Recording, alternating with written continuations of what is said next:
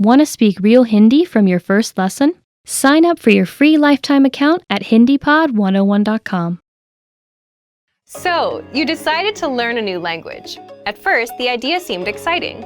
You bought a phrase book, dictionary, and a subscription to an online class, ready to dive headfirst into the language.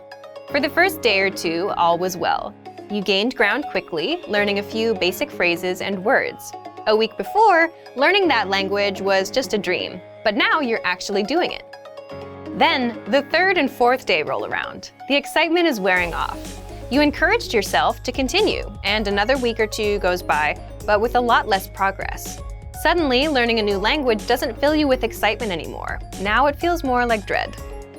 Sometimes it feels like you're drowning in grammatical cases, verb conjugations, and wonky pronunciation. It all seems too much to handle, so you start to think about giving up.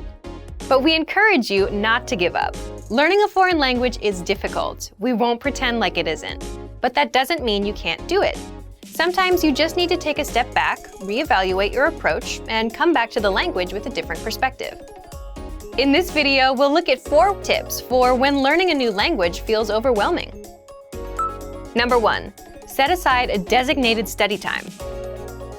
Consistency is key when learning a foreign language. Studying 15 minutes 7 days a week will benefit you more than cramming in 2 hours 1 day a week. Set aside an amount of time that works best for you. If you can afford to spend an hour every day learning, that's awesome. Go for it. But don't feel bad if you can't spend that much time. Even 10 or 15 minutes a day goes a long way. Breaking up your learning into manageable time segments will relieve a lot of the stress that can come with studying a new language. Learning is not a race. Go at your own pace and try not to compare your progress with anyone else's. Number 2, take it one bite at a time. Now that you have your schedule under control, it's time to focus on what you'll actually be studying. It's recommended that every 1 to 2 weeks you focus on learning a very specific piece of the language. It could be a conjugation group, a case, tense, or a collection of theme vocabulary. Whatever you choose, hone in on it and do your best to feel comfortable with it before you move on to something else. Ever heard the saying, "How do you eat an elephant?" Focusing on one thing at a time helps you break the language into digestible chunks. Number 3, expose yourself to the language in different ways. Don't just sit around reading about grammar all day. Obviously, knowledge of grammar is important, but you want to spice up your practice as much as possible. In addition to grammatical study, try to mix in a combination of reading, writing, speaking, and listening. Try to practice reading by either translating a simple article into your native language, or maybe if you're a beginner, pick up a children's book in your target language. For writing, you can try to write out a fictional conversation between you and yourself even. Use the phrases you know to create a mock conversation, and don't use any words you can't think of or you don't remember. To practice speaking, you can find native speakers locally at a language club or at a meetup. You can also find them online in a language exchange. For listening, a great podcast should do the trick. Spread out each type of practice, listening, reading, speaking, and writing, across your regular language study schedule. This will give you a balanced experience in the language and should help keep things interesting.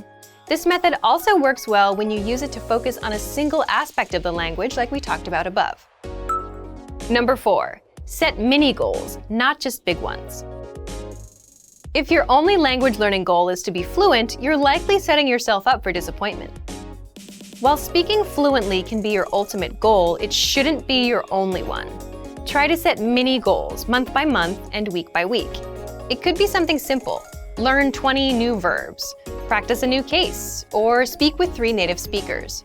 As long as it's specific and reasonable to achieve in a shorter amount of time, it should work fine. Not having mini goals alongside your ultimate goal is a lot like sprinting across a huge open field. There's no reference point, so for much of the time it feels like you're not any closer to your goal. It's not that you're not moving forward, it just feels like you're not. Without any trees or buildings to run past, it seems like you're running in place. Mini goals are like the trees and buildings of your language race.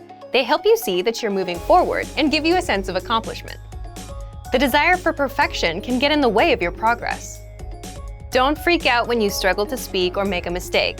It's all a part of the learning process. Also, don't be afraid to speak, even if you know what you'll say won't be totally correct.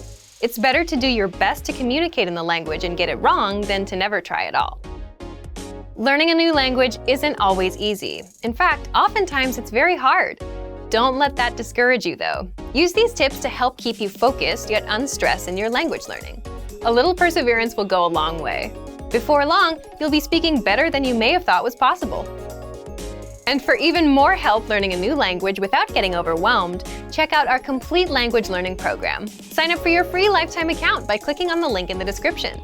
Get tons of resources to have you speaking in your target language. And if you enjoyed these tips, hit the like button, share the video with anyone who's trying to learn a new language, and subscribe to our channel. We release new videos every week. I'll see you next time. Bye!